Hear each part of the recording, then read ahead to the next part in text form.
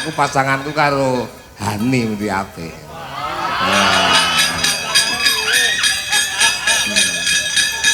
Tenan. Upama Hani Sembodro aku Arjunane. Upama Hani Sintane aku Ramane. Tenan. Paling minta no asu iki ngene. Aja sawir. Kayak aku wedine ra mung cah kene. Yo, jumeneng nduk. Nganggo meja ketoprak. Dadi jumeneng ki aja sepot ki aja mesti lek keras ngono. Sok engko nek nanda sepote blendrong. Spot blendrong. Maksudnya ngene no. Tontonan kuwi ya klasik, ya kreasi, ya klasik, ya kreasi. Dadi engko ben ketara wo jebule Nadianto Sinden Noman klasike ya mateng lho ngono. Ngono kok seneng aku nek ngono ki. Ya nak, meja ketoprak kok. Aku ki mesti mikir kowe kok nek sore ngono ki. Aku mesti nyawang ulon ki Hani nyapa ya aku. Lan jenengan mboten WA. Aku ki wis sungkan wong jeneng aku ki. Wong ki nek sak aku ki anu lho, pikirane iki wis nglumohi ngono lho. Ati karep. Ning raga ki wis anu ya.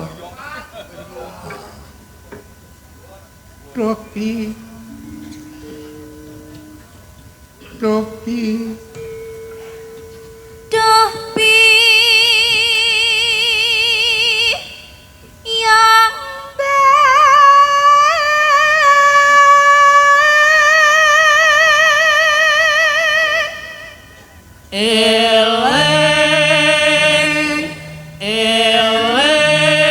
Aku ki ngrungokke suaramu ki umurku tambah. Termas aku ki aku sing kaya umur 23 ngono.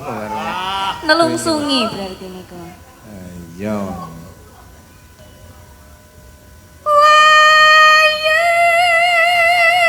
Pepet nerak saya penak to, Nok.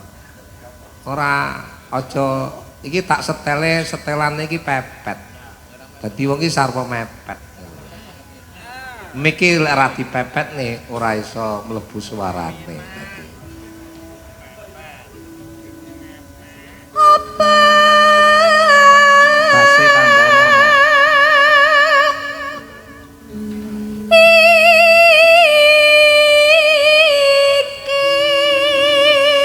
Yo. Karo jumeneng.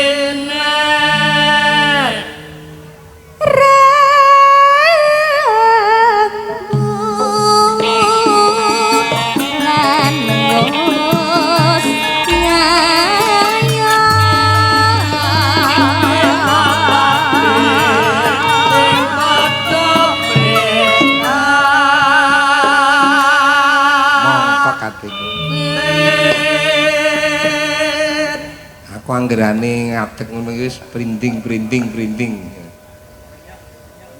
Aku yang mbiyen pacarku Nanda, saiki kok ganti Hani.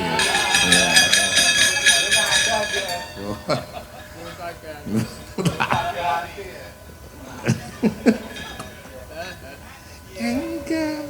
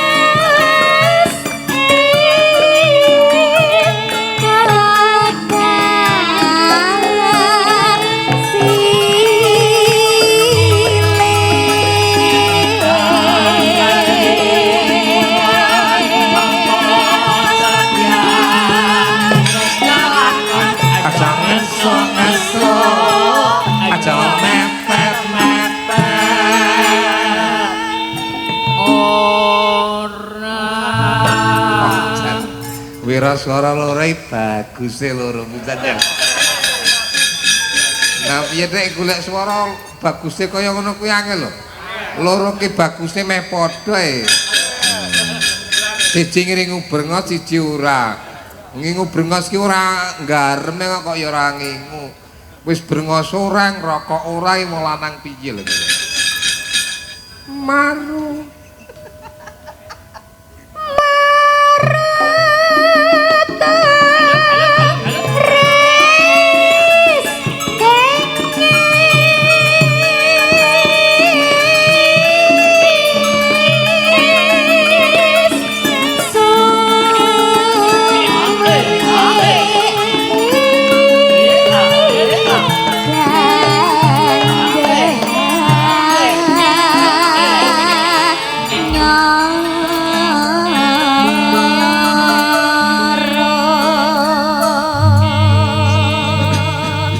aku nek krungu suaramu ki jan tenan kok nduk pulih.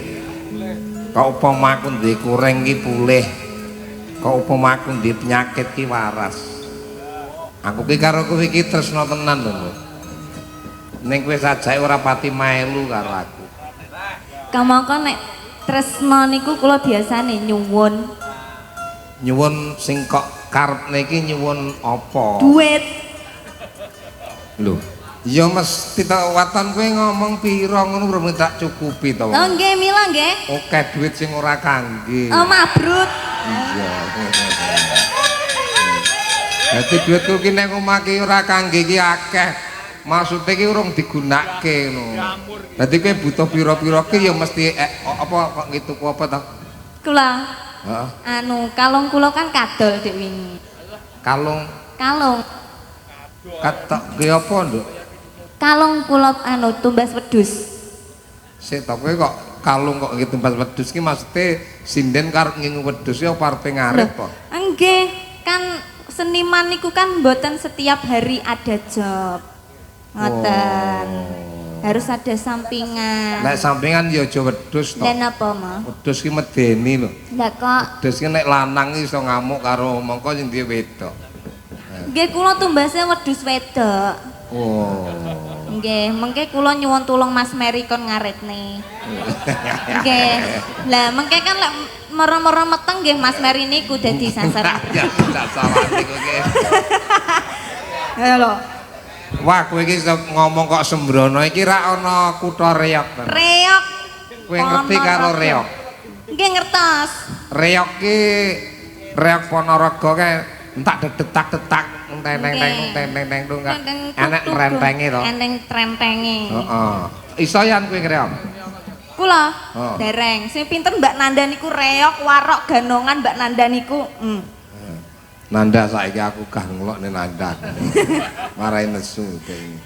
Anu Reog ki anu ada beberapa Ya, terdiri dari huruf R E O G, 4 huruf. 4 huruf. R ini maksudnya apa? Nek kok artekne? R niku rono rene kalungan selendang nyangking gembung. Gembung. Gembung. Gembung ini kendang Reog ya. Kendang reog. Lah niku kan lek dicantelne ten pundak Heeh. kali selendang Heeh. ten Terus samping ana apa kuwi? Apa jenenge? Pinggang. ana pinggang nggih. Ya apa to jenenge? Cethik. Cetik. Heeh. Cethik mungal kentol kiyal ngemanak pupune mukang gasir ngono. Lah napa niku momo?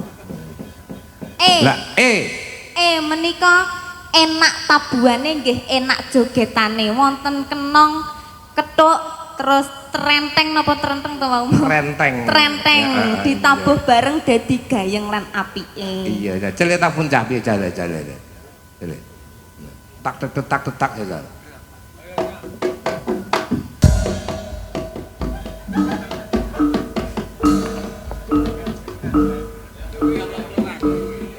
Renteng iki ora genah.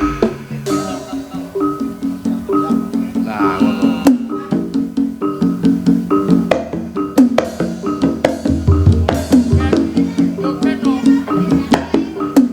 Stop. Ndak pati apik. Wong kula inggih mbaten sakjane apa lho dik iki jane. Oh jane takon gembung D to, kecuali lek gembunge anu ya apik ndatake. Kuwi tukang reok kabeh. Ki mang E to. Oh. Oh menika ana dadak merak. Ana warok. Oh. Ana ganongan. Oh Niku sing napa jaler. Yang istri yang cewek wonten jadil. Apa? Jadil. Penari jadil niku lho, Mas. Niku cantik-cantik saestu. Jadil. Nggih. Oh, jadil iki apa to? Jadil. Jadilan. Jadil nggonku nyeromoh, weh kowe nyeromoh. Oh, nggih to.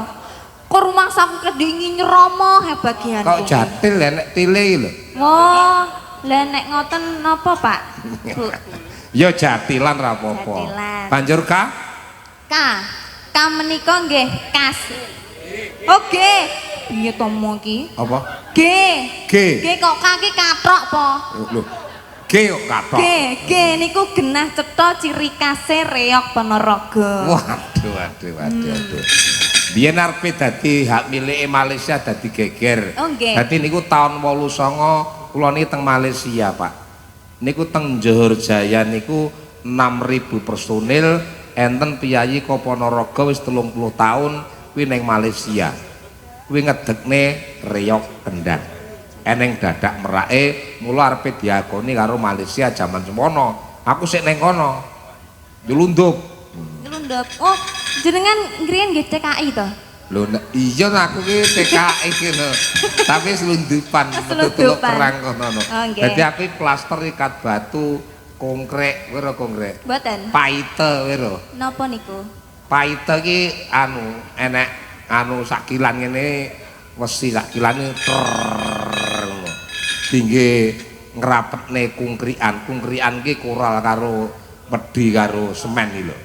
Angger diter ngono ki padet. Padet. Oh, berarti nah tiang-tiang mriki lak pengen padet diter ngoten nggih, Pak Bu. Ya, diaturke ya. Tintingane melak, Mas. Nang napa? nang ning nang. Nangis sajroning atiku.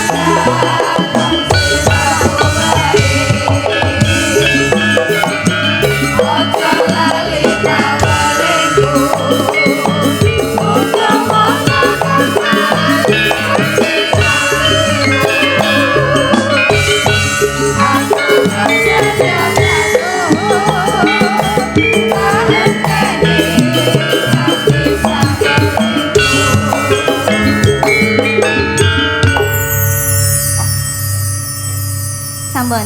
Lho, aja no. Aku ki karo kowe ki demen ngene aku ki suwengi sing nembang kowe tok wae demenku ora jamak kok. Ana kembang-kembange mlati, kembang mlati tironce-ronce. Nadane anu, Mas. D minor. D minor. Ana kembang-kembange mlati, kembang mlati tironce-ronce. awakmu no. Wong mayung merati ya kuwi aku dhewe. Ngoten to, Mas? Iya. Anak kethek jenenge Kenti, anak bebek jenenge Meri. Jenenge Mary. Napa? Anak bebek jenenge Meri. Oh, Meri. Lanang zaman saiki. Wong lanang jaman saiki senenge nglarani ati. Wong lanang jaman saiki senengane nglarani ati. Salatullah salamullah ala toha rasulillah rasulillah. Salatullah salamullah ala yasin habibillah. Salatullah salamullah ala yasin habibillah. Buah salak tutu buah duku, buah duku iku senenganku. Iku senenganku, aku ditolak karo calonku, mergane kurang. Awak kembang-kembange jambe, kembang jambe mayang jenenge. Aku rapi ra golek baguse, sing penting dawa anune. Anu lho maksudnya dawa pikire ngoten. Jadinya memikirkan jauh ke depan. Jadi ke depan itu Salatullah salamullah ala rasulillah rasulillah. Salatullah salamullah ala yasin habibillah. Salatullah salamullah ala yasin habibillah. Dawa anune piye Mas? Dawa pikiran ini kalau mau memikirkan jauh ke depan. Menyang pasar tuku wedhus dipakan godhong nyerak mriki wonten dalang bagus inggih menika Kisun Gondro. Salatullah salamullah ala rasulillah rasulillah. Salatullah salamullah ala yasin habibillah. Salatullah salamullah ala yasin habibillah. Matur sembah nuwun, matur sembah nuwun. Sepel tibake kula mau kalih mriki. Apa? Sepel kula kalih mriki. Kok sedata ngomong sepel arek nyantet ning kene wis tak slameti kok kowe. Yo, diaturke kowe njaipong. Nggih. Ya.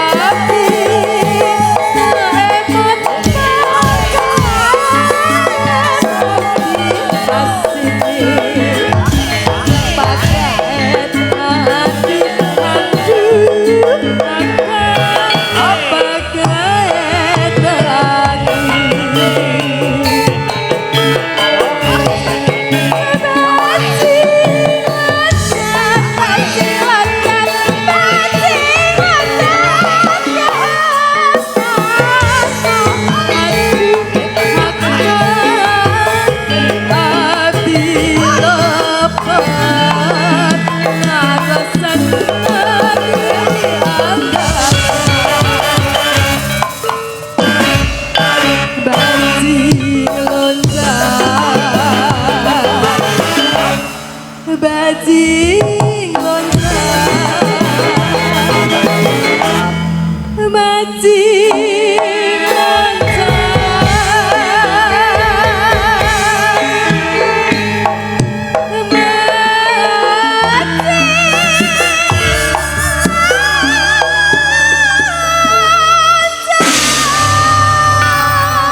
Assalamualaikum warahmatullahi wabarakatuh.